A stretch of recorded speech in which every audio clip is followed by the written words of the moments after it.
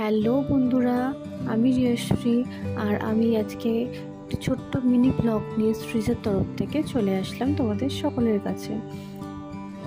এই যে আজকে গুড়গুড়ি চলে এসেছে আমাদের বাড়ি, ছোট্ট কুচকে গুড়গুড়ি দাদুর বাড়ি এসেছে রথ সেলিব্রেট করতে। এসেই সে চলে গেছে তার সব থেকে পছন্দের জায়গা ঠাকুর ঘর। গিয়েই দেখতে শুরু করে দিয়েছে যে এই নতুন জিনিসটা আবার কি এখানে রাখা আছে। তারপর সে গেট খুলে দেখছে যে বিছানায় কে আছে। যদি দাদু থাকে তাহলে দাদুর কাছ থেকে ফোন নিয়ে একটু নাচ টাচ করা যাবে, তাই জন্য বিছানার দিকে কন্টিনিউ তাকিয়ে আছে আর কি যেন বলে যাচ্ছে যে কি কেউ আছে কিনা, কেউ আছে কিনা, এরকম একটা ব্যাপার।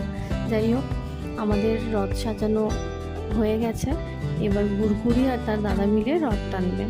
গুড়গুড়ি তো ফোনের দিকে তাকাচ্ছেই না, সমানে রথের দিকেই তাকিয়ে আছে। ওর যে ছবি তুলবো, ওকে বারবার বলা হচ্ছে ফোনের দিকে দেখার জন্য, ও রথের দিকেই দেখছে। প্রথমবার রথ টানছে, তাই ভেবেই যাচ্ছে যে এইটা আবার কি জিনিস, নতুন রকমের দেখতে। যাই হোক, এই দাদার সাথে রথের দড়ি কোনো রকমে ধরানো হয়েছে। সে তো রথের দড়ি ছেড়েই পালাচ্ছে, ধরতেই চাইছে না। গুড়গুড়ির প্রথম বছর রথ টানা, তাই বেশ মজাই পেয়েছে, কিন্তু সে রথের দড়িতে কোনো রকমই হাত দেবে না। পাশে দাঁড়িয়ে সমস্তটা উপভোগ করে যাচ্ছে দিব্যি, কিন্তু রথের দড়িতে সে হাত দেবেই না। পুচকেদের নিয়ে রথের দিনটা বেশ ভালোই কাটলো। দেখা হচ্ছে সবার সাথে নেক্সট ব্লগে। সবাই ভালো থেকো, বাই।